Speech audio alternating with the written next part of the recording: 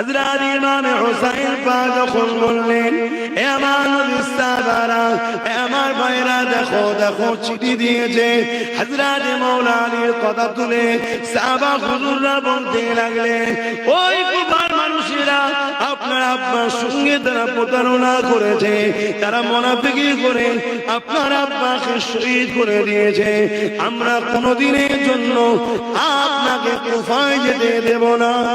একদিন যেতে না যেতে আবার চিঠি এসে গেল, ওতে আরো বেশি চিঠি আসতে লেগেছে। একটার পর একটা, একটার পর একটা চিঠি আসছে। ইমামে পাক সাহাবাদিওকে দেখায়, আমার নবীর অনুসারীরা, আমার নবীর সাহাবারা, আমার ভাইরা, দেখেন দেখেন বারবার বারবার কুফার মানুষেরা চিঠি করছে, কিন্তু সাহাবারা একটাই জায়গায় অটুট রয়েছে।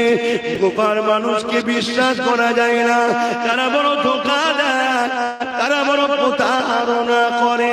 এই সময় একটা চিঠি আসলো, যে চিঠিতে হাজার হাজার মানুষের সিগনেচার রয়েছে, হাজার হাজার মানুষের সই রয়েছে, হাজার হাজার মানুষের সাক্ষ্য রয়েছে। এবং এই চিঠির তলাতে লিখেছে, ও হযরত ইমাম হুসাইন, আমরা ন্যায়ের পক্ষে থাকতে চাই, আমরা জালিমের পক্ষে থাকতে চাই না, আমরা জালিমকে সাপোর্ট করতে চাই না, আমরা শারাবির পক্ষে থাকতে চাই না, আমরা মিথ্যাবাদীর পক্ষে থাকতে চাই না, আমরা চরিত্রহীনদের পক্ষে থাকতে চাই না। হযরত ইমাম হুসাইন, যদি আপনি না আসেন কাল কিয়ামতের ময়দানে নানা জানের কাছে আপনার বিষয়ে আমরা অভিযোগ জানাবো। ইয়া রাসূলুল্লাহ, হাবিবাল্লাহ, আমরা না ইনসাফের পক্ষে থাকতে চেয়েছিলাম, আর ইমাম হুসাইনকে বারবার জানিয়েছিলাম, তিনি আমাদেরকে অ্যাকসেপ্ট করেনি, আমাদের কাছে তিনি ধরা দেয়নি, আমাদের কাছে তিনি তাসলিম নিয়ে আসেনি। এই কথাটা যখনই ইমাম পাক দেখে নিয়েছে, সাহাবাদেরকে বলতে লাগলো, কোনোভাবেই আর আমাকে কেউ রুখতে পারবে না, আমি অবশ্যই কুফার জমিনে যাব। কতটা দেখুন, নানা দিনের উপরে দরদ, মহব্বত, হকের উপরে কতটা মজবুত দেখুন। খারাপ নিলে হবে না, একটা জিনিস শিক্ষার জন্য বলছি। তাহলে আজ আমি আব্বাস সিদ্দিকী বলবো, এ বদমাইশ, ও বদমাইশ, ও বদমাইশ, এ খারাপ, ও খারাপ, ও খারাপ, এটা মহান কাজ নয়। এটা সাথে সাথে একটা ভালোটাও দিতে হবে, ঠিক না বেটা? আজকে হোসাইন পাককে তারা, এই ইতিহাস তো আমিও পড়েছি, হোসাইন পাক হুজুরকে তারা কি বলছে, বদমাইশের সাথে আমরা থাকতে চাই না, ভালোর সাথে থাকতে চাই। তাহলে ভালোকে আঘাত, ঠিক তো না? এই জন্যই আমি যেমন অন্যায়টার প্রতিবাদ করি, তেমন একটা ভালো দিবার জন্য আমার ভাইটাকে সামনে ঠেলে দিয়েছি। কথা শুনছেন না? কেন? আমি হুজুর মানুষ, আমি ধর্ম প্রচার করি, আমি তো ওই জায়গায় যেতে পারছি না, তেমন বিকল্প একটা দিয়েছি। কেন? এটা শরীয়তের হুকুম। কেউ যদি অপবিত্র বা নাপাক পানি খায়, নোংরা যুক্ত পানি খায়, তাকে যেমন নিষেধ করবে, সঙ্গে সঙ্গে ফ্রেশটা দিতেও হবে, এটা শরীয়তের হুকুম। এজন্য করেছি। এখানে আমাকে হয়তো অনেকে সমালোচনা করেছে আর করেছে, হুজুর কেন করবে এটা? আরে আমার ইসলাম শিখিয়েছে তাই করেছে। কথা কি? ইসলাম যখন ইজাজত দিয়েছে, পৃথিবীর কারো কথা চলবে ভাই? হ্যাঁ, জোরে বলবে। সেই জন্য করেছি। আরে একটুখানি পাখানা ঘোরানো যাবে আমার মুসলমান নাস্তা, বাস ঠিক ঠিক কথা বুঝলেন? একটা কথা যখন আসলে একটু বলে দিলাম। হযরত ইমামে হুসাইন পাক যখন যাবার জন্য ইরাদা করেছে, ইতিহাসটা শুনুন, একটু বলি তো নাকি? অনেকে ধারণা হয় এবার ইমাম হুসাইনের জীবনী শুনে আমরা কি করব, এই ধারণা আপনাদের হচ্ছে না তো? ইমাম হুসাইন পাক কিন্তু ঈমানের সাথে সম্পর্ক রাখে। জোরে বলুন সুবহানাল্লাহ। হ্যাঁ, আল্লাহ নবী বলেছে, যারা আমার হাসান হুসাইনকে ভালোবাসবে তারা আমি রাসূল আমাকে ভালোবাসলো, যারা আমাকে ভালোবাসলো আল্লাহ আপনি তাদেরকে ভালোবাসেন। জোরে বলুন সুবহানাল্লাহ।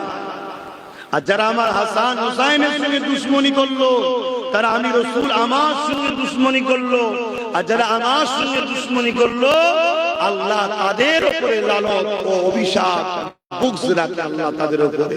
খুব সাবধান। ইমামে হাসান হুসাইন আমার আল্লাহ ও আল্লাহ রসুলের পিয়ারা ছিলেন। জোরে বলুন সুবহানাল্লাহ। আমার আল্লাহ কত ভালোবেসেছে হাসান হোসেন হুজুরকে।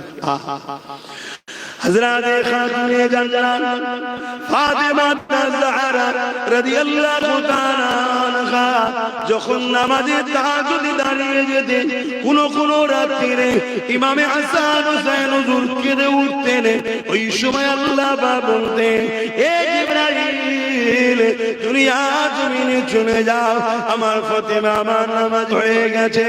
এদিকে হাসান হোসেন বাচ্চা দুটো কাঁদতে লেগেছে। চিন্তা করেন, বাচ্চা দুটো কাঁদছে, আল্লাহ জিবরাইলকে পাঠাচ্ছে জলদি করে সান্ত্বনা দে। কত ভালোবাসে আল্লাহ সেই বাচ্চা দুটোকে। আমরা ভালোবাসবো না? বাসবো না? তাহলে হাসান হোসেনকে ভালোবাসলে আল্লাহ আমাদেরকে ভালোবাসবে। মাথায় থাকবে।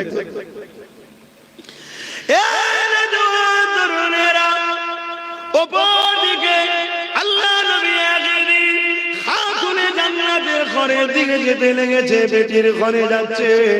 এমন সময় ঘরের কাছাকাছি গিয়ে আল্লাহ নবীর কানে আওয়াজ এসে যায়, ঘরের ভেতর দিয়ে কান্নার আওয়াজ আসছে। আল্লাহ নবী খাতুনে জান্নাতকে সালাম দিয়ে বলতে লাগলো, এ বেটি ফাতেমা রে, কার কান্নার আওয়াজটা আসছে? ওই সময় খাতুনে জান্নাত বলতে লাগলে, আব্বাজান হাসান হোসেন কাঁদতে লেগেছে। আল্লাহ নবী বলতে লাগলো, এ ফাতেমা রে, তুমি তো জানো হাসান হোসেন কাঁদলে আমি রাসূলুল্লাহ বড় কষ্ট পাই, কেন বাচ্চা দুটো কাঁদতেছে? ওই সময় খাতুনে জান্নাত বলেছিলেন, ইয়া রাসূলুল্লাহ হাবিবাল্লাহ, ঘরে কিছু নাই, খিদার জ্বালায় কাঁদতেছে। আল্লাহ নবী বাচ্চা দুটোকে কোলে নিয়ে নিজের জিহ্বা মোবারক বাচ্চাদের মুখে দিতে লেগেছে। আর ইমামে হুসাইন ইমামে হাসান হুজুরগণ আমার নবী পাকে জিহ্বা মোবারকে চুষতে লেগেছে। আমার নবীর জিহ্বা মোবারকটাই তো ওহি। শুনছেন তো নাকি? এই মুখ দিয়ে যেটা বেরিয়েছে ওটাই তো কোরআন হাদিস, তাই তো নাকি? হ্যাঁ, সারাদিন কি কষ্ট হচ্ছে আপনাদের? তাহলে হাসান হোসেন হুজুর ছোটবেলা থেকে কি পান করছে, সেই বাচ্চা দুটোকে মহব্বত করতে হবে। এই সমাজে অনেক লোক আছে যারা আজকে এজিদকে বাঁচাবার চেষ্টা করছে, এটাও বলে যাচ্ছে। কারা? দাড়ি চাঁচা প্যান্ট শার্ট পরা না, আলেম উলামা দাবিদার, এরা হলো মুনাফিক। এরা কারা? এজিদের পক্ষে যারা পরিমাণ কেউ যদি সাপোর্ট করে, আমার উপরে বিশ্বাস ছিল তোমাদের নাকি?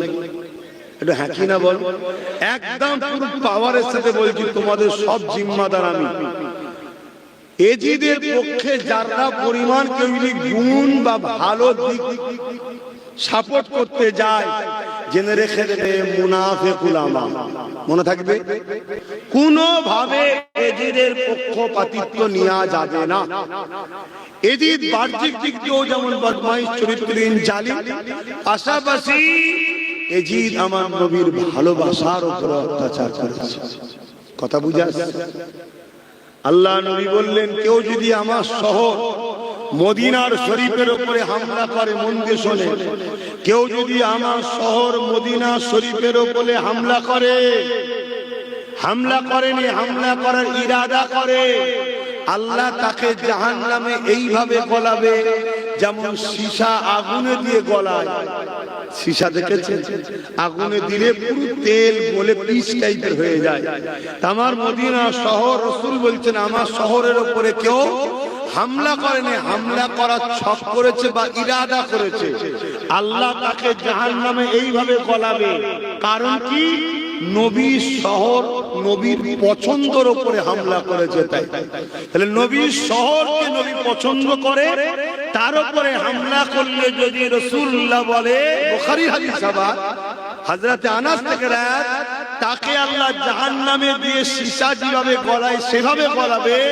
তাহলে নবী যাকে বলেছে হাসান হোসেন আমার থেকে, আমি রাসূল হাসান হোসেনের থেকে, যে রাসূল বলেছেন হাসান হোসেনের উপরে যে বুকস রাখবে স্বামী নবী আমার উপরে রাখলো, যে রাসূল সিজদায় পড়লে হাসান হোসেন পিঠে বসে থাকে, সেই হাসান হোসেনের উপরে যারা জুলুম করেছে বা ঘৃণা করবে বা বিদ্বেষ করবে বা তার দুশমনদের সঙ্গে বন্ধুত্ব করবে, মনে হয় সে জান্নাতে যাবে। এটা আবার সবার মতো শুনতে চাইছি। আমি হুসাইনি, আমি আমার ইমাম পাকের পক্ষে, আমি এজিদের পক্ষে নয়, আর এজিদের দরদীদের পক্ষে নয়। এজিদ হলো জাহান্নামের একটা কুকুর, আর এজিদের পক্ষে যারা দাঁড়াবে তারাও জাহান্নামের কুকুর হয়ে যাবে ইনশাআল্লাহ। আমার হুসাইন জান্নাতি যুবকদের সর্দার। আমরা গুনাহগার পাপী জানি, কিন্তু আমরা জালিম নয়, আমরা মুসলিমের সাথে সাথ দিই, আমরা লুটেরা নয়, খুনি নয়, আমরা অত্যাচারী নয়, খুনি নয়, আমরা আমার ইমাম পাকের সাথে ইনশাআল্লাহ জান্নাতে যাব। জোরে বলুন না ইনশাআল্লাহ। আমার ইমাম পাককে আল্লাহ জান্নাতি যুবকদের কি করেছে বলুন বলুন? সরদার, সরদার বানিয়েছে। কে বানিয়েছে? আল্লাহ। আল্লাহ যদি কাউকে সরদারের মালিক বানায় তার পাওয়ার আছে না? আমরা যদি কাউকে একটুখানি ভোট দিয়ে স্কুলের প্রধান বানাই, হেডমাস্টার বা কিছু একটা দিই, আর সে যদি পাওয়ার থাকতে পারে, যাকে খুশি টিসি দিল, যাকে খুশি রেখে দিল, ক্ষমতা আছে না? না আছে না? আল্লাহ যাকে জান্নাতের পাওয়ার দিয়েছে, সে না চাইলে জান্নাত ঢুকবে কি করে? আর সে তো যাকে খুশি 12 করে দিতে পারে, বেরো তোমার এন্ট্রি নাই। আল্লাহ পাওয়ার এমনি দিয়েছে নাকি? আল্লাহ তো জানে আমার হোসাইন কে। আমার হোসাইন তো তাকেই জান্নাতে রাখবে যে জান্নাতে যাওয়ার উপযুক্ত। তাই তো দায়িত্ব দিয়েছে। আল্লাহ জানেন না? জানেন না? বলবেন তো আল্লাহ জানেন না? জানেন না? আল্লাহ সব জানেন। তাহলে সেই হোসাইন হুজুরের দুশমনদের সাথে সাথ দেবেন না। আজকে আমার কিছু মুসলিম ভাইকে দেখে অবাক লাগে, সামান্য পদের জন্য এরা নবী বংশের আওলাদদের গাল দেয়, সামান্য পদের জন্য মসজিদ, মাদ্রাসা, কবরস্থান, ঈদগাহ, খানকাহ, দ্বীনের দুশমনদের সাথ দেয়। আমার দেখে আফসোস হয় আর ভাবি, এরা যদি সেদিন থাকতো, এরা এজিদের সাথে সাথ হোসেনের বিরুদ্ধে তরোয়াল ধরতো। কথা কি বলা ভালো? এটা তো বাস্তব, এটা তো বাস্তব। বাপেরা, নওজোয়ান তরুণেরা, আল্লাহ নবীর সাহাবারা বলতে লাগলেন, ও হযরত ইমাম হুসাইন, আপনি যখন যাবার এত মন স্থির করতে লেগেছেন, আপনি আগে একজন কাউকে আপনার প্রতিনিধি হিসাবে কুফার জমিনে পাঠিয়ে দেন। আল্লাহ নবী ইসরাত নবীর নওয়াসা হযরত ইমাম হুসাইন হুজুর বললেন, ঠিক আছে। এই সময় হযরত ইমাম মুসলিম হুজুরকে পাঠিয়ে দেয়া হলো কুফার জমিনে। ইমাম মুসলিম হুজুর রওনা দিলেন। ইমাম মুসলিম হুজুরের দুটো ছোট ছোট বাচ্চা ছিল, মুহাম্মদ আর ইব্রাহিম। এই দুটো বাচ্চাকে নিয়ে তিনি রওনা দিয়ে দিলেন, কুফার জমিনে পৌঁছে গেলেন। কুফার জমিনে যখন পৌঁছালেন, কুফার মানুষের অনেক দরদি দেখাতে লাগলো, অনেক ভালোবাসা দেখাতে লাগলো। ইমামে মুসলিম হুজুরের হাতে রাতের মধ্যে 30-40 ইখতিলাফ আছে। 40,000-এর উপরে মানুষ বায়াত কবুল করলে। তাহলে খবরটা ভালো না খারাপ? 40,000 লোক বায়াত নিয়েছে। আর বায়াতটা লিখছে কার পক্ষ থেকে? ইমাম হোসাইন হুজুরের পক্ষ থেকে। যেমন আমি আব্বাস সিদ্দিকী বায়াত করি আমার দাদা হুজুরের পক্ষ থেকে, জানেন তো নাকি? এটা হযরতে মুসলিম হুজুর বায়াত দিয়েছিলেন ইমাম হোসাইন হুজুরের পক্ষ থেকে। আমরা সবাই হলাম দাদা পীরের সিলসিলার মুরিদ, তাই তো নাকি? বলবেন তো? আচ্ছা, আপনারা দাদা হুজুরকে ভালোবাসেন আমার জন্য, না আমাকে ভালোবাসেন দাদা হুজুরের জন্য? একটু জোরে বলেন। আমাকে ভালোবাসেন দাদা হুজুরের জন্য, তাই তো নাকি? তাহলে আমি যদি কখনো ভোলা হয়ে যাই, আল্লাহ না করুন, তার আগে যেন আল্লাহ আমার মরণ দেয়। বলুন আল্লাহুম্মা আমিন। বললেন না? আমি জাহান্নামে যাই চাই আপনার? তাহলে ভুল রাস্তায় যাবার আগে মরে যাওয়াই ভালো রে বাবা, তাই তো নাকি? মরণ তো সেই হবে। তাহলে সেই জায়গায় আপনারা কি দাদা হুজুরের থেকে মুখ ঘুরিয়ে নেবেন? দাদা হুজুরের সমালোচনা করবেন, 5 হুজুরের সমালোচনা করবেন। আমি দোষী, আমি গোলা হয়েছি, আমি খারাপ হয়েছে জন্য আমি দোষী। কিন্তু দাদা হুজুর পাঁচ হুজুরের সমালোচনা আমরা করব না। আব্বাস সিদ্দিকী যেমন দাদা হুজুরের আওলাদ, আপনারা কি দাদা হুজুরের আওলাদ নয়? আপনারাও তো আওলাদ। আমার সাথে আপনাদের পার্থক্য একটা, আমি খুনের আওলাদ, আপনারা অন্তরের আওলাদ। আমি আটির গাছ, আপনারা কলমের গাছ। কিন্তু দাদা হুজুর তো বলেছে সিলসিলা আমার আওলাদ ও আমার মুরিদদের কাছে রেখে গেলাম। অতএব দাদা হুজুর রহমাতুল্লাহ আলাইহি আওলাদ হয়েছে আব্বাস সিদ্দিকী, আপনারা আমাকে ভালোবাসছেন, আলহামদুলিল্লাহ, ভালো কথা। পীরের খুন আছে, সম্মান করছেন, ভালো করছেন, এটা পীর মুরিদিতে আদবের নিয়ম। কিন্তু কখনো যদি আমি দুর্নীতি করি, চাকরি চুরি, তেল চুরি, বালি চুরি, কয়লা চুরি, বিভিন্ন কেসে যদি আমি কখনো জড়িয়ে গিয়ে জেলে চলে যাই, এর জন্য কি আমার দাদা হুজুরের মাথা হেঁটে না? পাঁচ হুজুরের জোরে বলে যদি বলেন কেউ হ্যাঁ, তাহলে আমরা তো আল্লাহর বান্দা। তাহলে বান্দা পাপ করলে আল্লাহর বিরুদ্ধে লাগবে নাকি? আমরা তো নবীর উম্মত, নবীর উম্মত যদি ভুল করে নবীর বিরুদ্ধে লাগবে? তাহলে যে ভুল করেছে সে অন্যায় করছে, তার থেকে আমরা মুখ ঘুরিয়ে নেব। আব্বাস সিদ্দিকী বাদ, কেন আব্বাস সিদ্দিকী দুর্নীতি করেছে, কিন্তু তা বলে আমার দাদা হুজুর পাঁচ হুজুরের থেকে আমরা সরব না। আমাদের বাচ্চাদেরকেও শিখাবো দাদা হুজুর পাঁচ হুজুর, তাই তো নাকি? কেন আমার অনেক আগে থেকে দাওয়াত সিলসিলাকে ক্ষতি করার চক্রান্ত চলছে। কেন আব্বাসকে সবাই না মানলো, দেওবন্দি হোক, বেরেলি হোক, তাবলীগ হোক, যাই হোক, দাদা হুজুরকে কিন্তু সবাই ভালোবাসে। কি ভুল বললাম? দাদা হুজুরের জন্য এক কথায় বাংলার প্রতিষ্ঠিত করা হচ্ছে। ফুরফুরার এই যে একটা 80-85% মুসলমান যে ফুরফুরার উপরে এক হয়ে আছে, এটাকে টুকরো টুকরো করে 10%, 15%, 20% ভাগ করে দাও, তাহলে মুসলমান শক্তি কমে যাবে। মাথায় ঢুকছে? একটা লোকের ডাকে যদি এক কথায় 80টা লোক জড়ো হয়, এই শক্তি একদিকে রাখো, আর একটা লোকের ডাকে 20টা লোক এক জায়গায় হলো, কারো ডাকে 15টা লোক এক জায়গায় হলো, আর মুসলমান আমরা তো এখন এক জায়গায় হতে পারছি না। তুই এই সিলসিলা, আমি এই সিলসিলা, ওই সিলসিলা, ওই সিলসিলা। আরে ও সিলসিলালে থাকবে জানা, মসজিদ মাদ্রাসা কবরস্থান যখন শেষ হয়ে যাচ্ছে, তখন আবার আমার হুজুর তোর হুজুর কেন? তখন তো মসজিদ মাদ্রাসা আমাদের পেহচান, সবাইকে এক হওয়া দরকার। সেই আমরা সেই মাথা ধরে বসে আছি, না না না যাবো না, ওটা আমার হুজুর ডাকেন, ওটা মোল্লা ডাকেন। আরে ডেকেছে কি জন্য? মসজিদ বাঁচাতে, মাদ্রাসা বাঁচাতে, খানকা বাঁচাতে, ইসলামের ঐতিহ্য বাঁচাতে। তোর কাছে হুজুর আগে হয়ে গেল, ইসলাম আগে নয়। এই যে বিভাজন আমাদের মধ্যে তৈরি করে দিয়ে আছে, না না। কিন্তু ফুরফুরা শরীফ থেকে যদি ডাকে, আজও যত বাদী পড়ে যায় 80% লোক তো ভিড় করবে, ফুরফুরা থেকে ডাক পড়েছে, ঠিক না বেটা? তাহলে সেই যে একটা একতা, এটাকে কিন্তু নষ্ট করে দিবার চক্রান্ত চলছে। তাই আগে থেকে বলে গেলাম, আব্বাস যদি কখনো দুর্নীতির কাজে, কোনো কাজে জড়িয়ে যায়, ফেসে যায়, জেল হয়ে যায়, আর হকের পক্ষে নওশাদের মতো যদি 100 বার আব্বাস জেলে যায়, আব্বাস তো গর্ব করবে। কে? আমি তোকে মাঝে মাঝে বলি, তুই আমার থেকে এক রাউন্ড উপরে আছিস, আমি যতক্ষণ একবার যেতে পারছিস তোকে টপকাতে পারছি না। তুই এখন এক রাউন্ড উপরে আছিস, কেন? তুই ইউসুফ নবীর সুন্নতটা পালন করলি। এই ইউসুফ নবী জেলে গেছিল জানেন, দোষ করে না নির্দোষে। তাহলে আমাদের ছোট ভাই, ও দোষ করে গেছে নাকি? কারো চাকরির পয়সা ছেড়েছে, কারো আল কেটেছে, কারো পকেট কেটেছে, কারো দুর্নীতি করেছে? না, ওর কর্মীদের হয়ে ঢাল হয়ে দাঁড়িয়েছে। মারছো কেন? তুলে নিয়েছে। রাত 12টা পর্যন্ত মিটিং হচ্ছে, কি করব, ভরবো না ছাড়বো, ভরবো না ছাড়বো।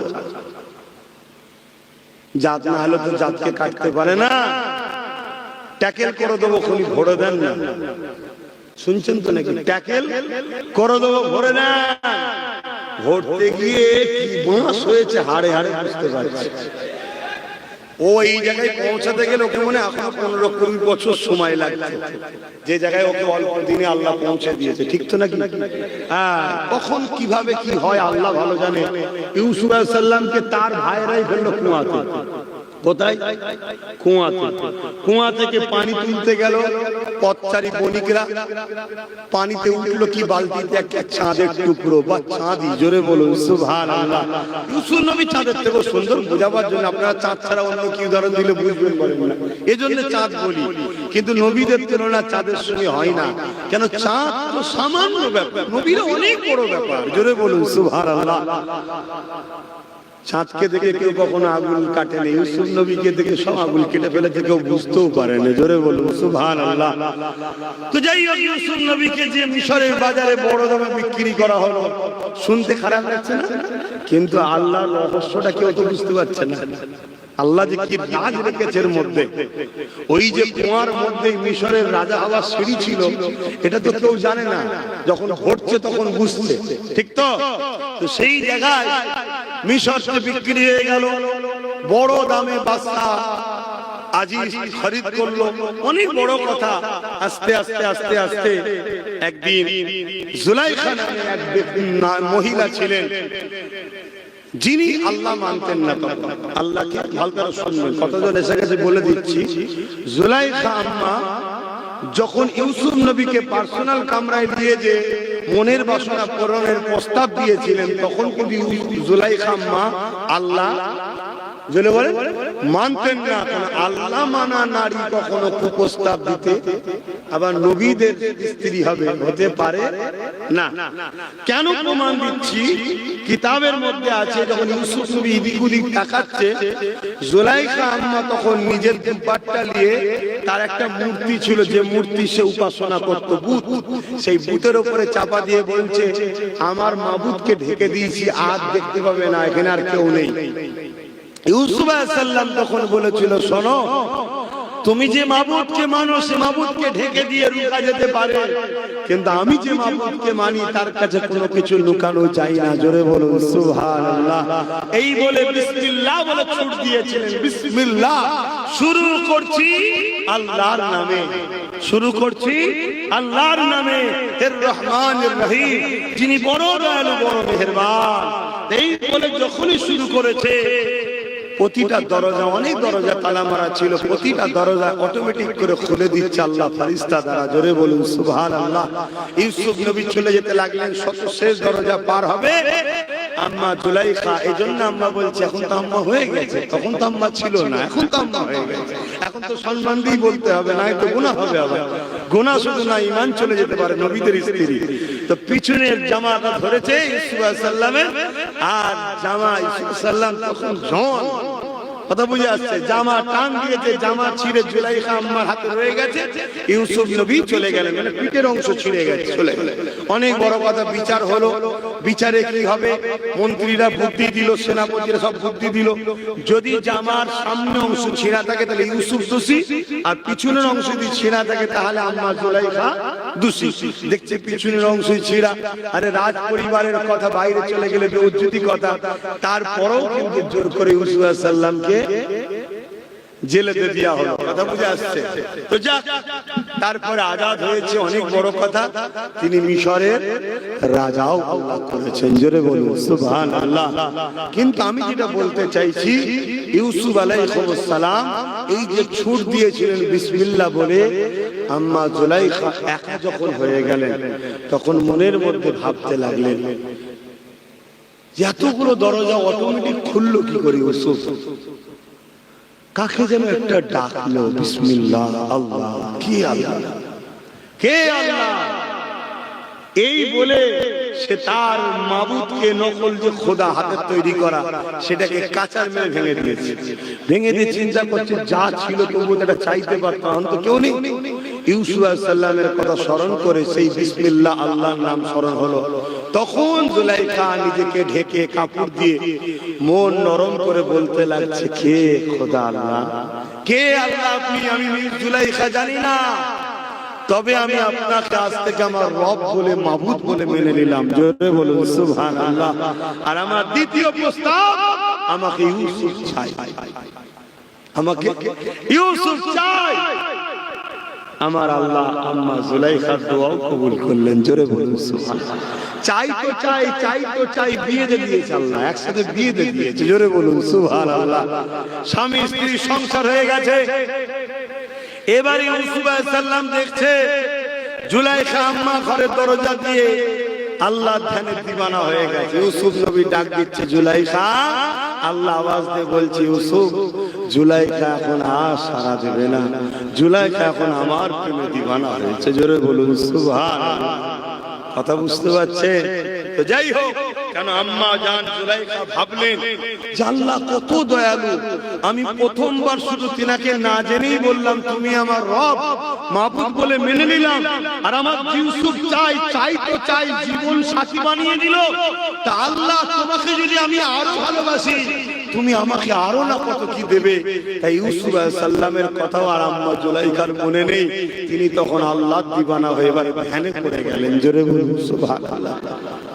যা কাছে ফিরে আসি, একটা কথা বলতে গিয়ে অন্য দিকে চলে গিয়েছিলাম। হযরত ইমামে মুসলিম হুজুর কুফার জমিনে চলে গেলেন। 40,000 লোক হুজুরের হাতে বায়াত হয়ে গেলেন। এই মেসেজটা ভালো দেখে ইমামে মুসলিম হুজুর একটা চিঠি লিখতে শুরু করলে, সালামবাদ বলতে লাগলে, ও হযরত ইমামে হুসাইন, কুফার মানুষেরা সত্যি আপনাকে চাইছে, আপনার পক্ষ থেকে আমার হাতে 40,000 লোক বায়াত নিয়ে নিয়েছে। এই চিঠিও রওনা দিয়ে দিল। এই চিঠি যখন ছেড়ে দিয়েছে, তখন চিঠি উটের পিঠে পিঠে করে আসতো, এখন আর প্লেনের মতো গাড়ির মতো করে স্পিডে আসে না। এই চিঠি রওনা দিয়ে দিয়েছে, আসতে সময় লাগবে। এদিকে কুফার গভর্নর যে ছিলেন, তাকে চেঞ্জ করে দিয়ে এমন করে জিয়াদকে বসিয়ে দিয়েছে, যে ছিল বড় জালিম অত্যাচারী, এই জিয়াদকে বসিয়ে দিয়েছে। সে বড় জালিম অত্যাচারী ছিল। সে কি করতে লেগেছে, এমন করে দেখা যায় গোপনে গোপনে প্রত্যেকটা এলাকায় নজরবন্দি করতে লেগেছে। এমন করে ঘোষণা করে দিল, রাজ দরবারে থেকে রাজার বিরোধী যে করবে তাকে কখনো কিন্তু মেনে নেওয়া হবে না, এই বলে সে ঘোষণা করে দিল। এমন করে যখনই ঘোষণা হয়ে গেছে, এই যুবকেরা তরুণেরা আন্দোলন শুরু হয়ে গেল। এই আন্দোলন যখন শুরু হয়েছে, জিয়াদ কি বলতে লেগেছে, ওই কুফার গভর্নর কি বলতে লেগেছে, তোমরা এইভাবে সবাই চিৎকার চেঁচামেচি না করে তোমাদের মধ্যে থেকে নেতা লিডার একজন একজন করে আমাদের গভর্নর অফিসে আসো, তোমাদের সঙ্গে আলোচনা হবে। শুনছেন? আজকে এরকম ঘটছে না? ঘটে। আজকে যখন আন্দোলন যে ব্যাপক লেবে, অমনি কি বলবে, তোমাদের নেতাগুলো যারা আছো, মাথাগুলো আসো, আমরা একটু বসে আলোচনা করব। ওই ভেতরে মাথাগুলো যাওয়ার পর বেরিয়ে কি মধু খায় আল্লাহই জানে, সব আলোচনা শেষ হয়ে যায়।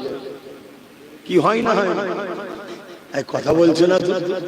কি মধু খায় জানি না, সব আলোচনা কি হলো।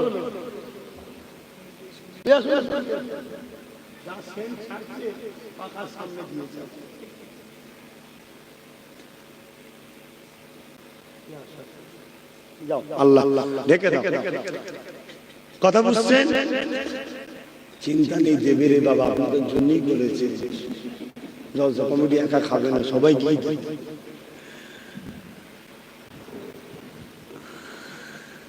কি এমন পানি পড়া দিল, সব যে যার ঘরে চলে গেল, আন্দোলন বন্ধ হয়ে গেল। 40,000 থেকে 4 জন আর ইমাম মুসলিম হুজুরের পাশে আর নাই। ভাবছেন, শুনছেন?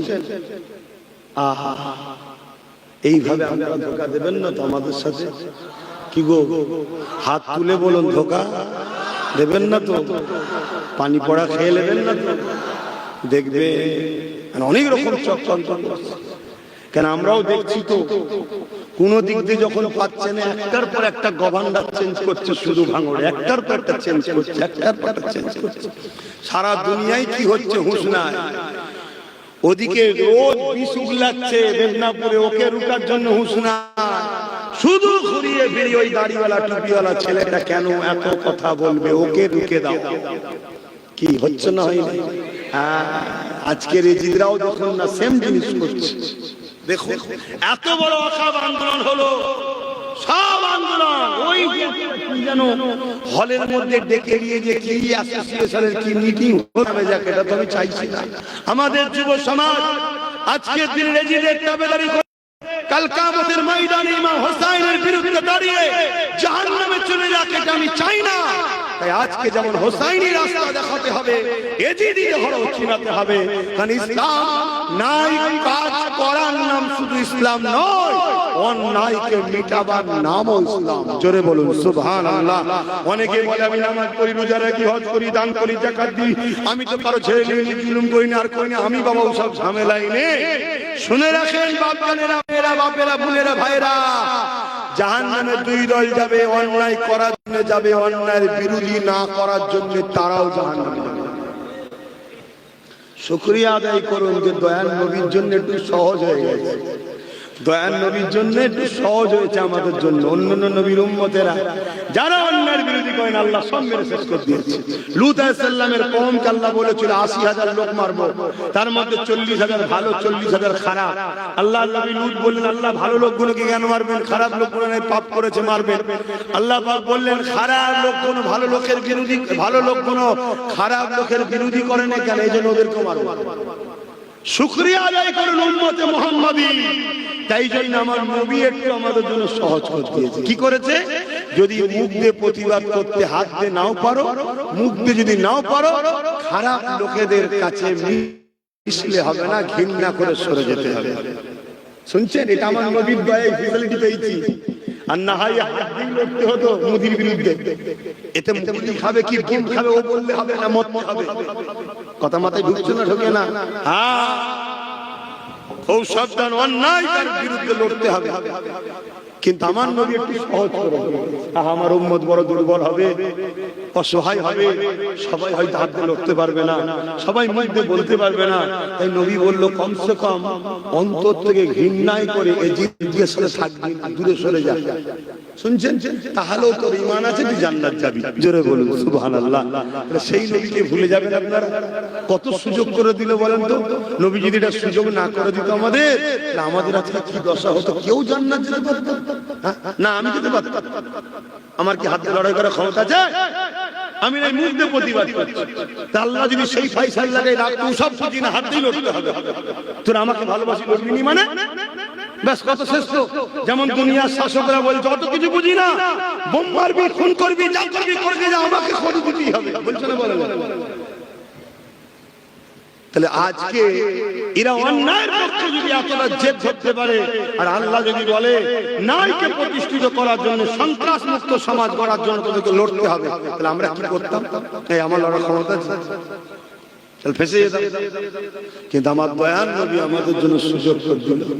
তবে লাস্টের যে কথাটা বললাম, অন্তর থেকে ঘৃণা করে দূরে সরে যাওয়া, এটা খুবই দুর্বল ঈমানের লক্ষণ। তারপরেও কিন্তু ঈমান থাকবে। হযরতে মুসলিম হুজুরের দিকে চিঠি করে দিলেন, আর এদিকে হোসাইন হুজুর চিঠি পেয়ে বেরোবার জন্য প্রস্তুতি নিয়ে নিলেন। আর এদিকে কি হলো, সব মুসলিম হুজুরের সাথ ছেড়ে দিল। হুজুর একা। আল্লাহ নবীর একজন সাহাবী হুজুরের বাড়িতে গিয়ে হযরতে মুসলিম হুজুর আশ্রয়টা নিয়ে নিলেন। এদিকে জিদের গভর্নর ঘোষণা করে দিল, কুফার গভর্নর আইন করে দিল, যে মুসলিমকে ধরে দেবে তাকে অনেক পুরস্কার দেওয়া হবে।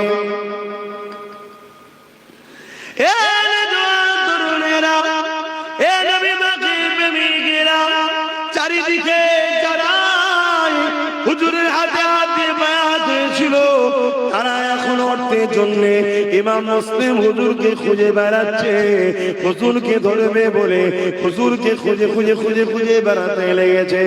এই যুবকেরা, তরুণেরা, বাপেরা, অনেক বড় লম্বা চওড়া কথা। ইমামে মুসলিম হুজুর ওই বাড়িতে গোপনে আশ্রয় নিয়ে নিলেন।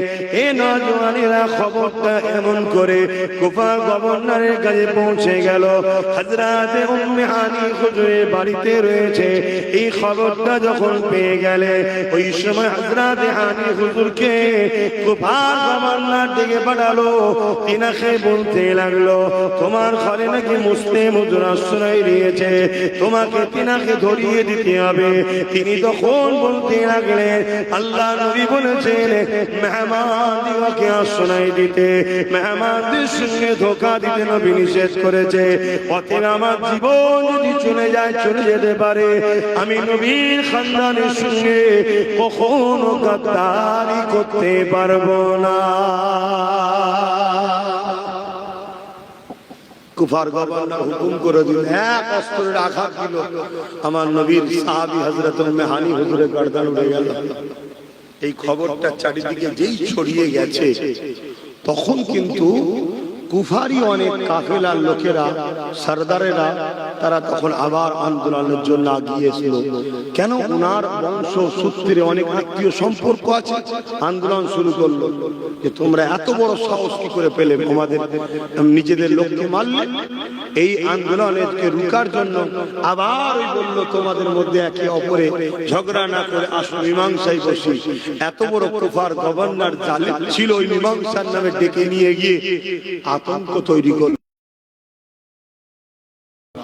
আর না বোঝার হয় বিরিয়ানি খেতে যেও, আমি কি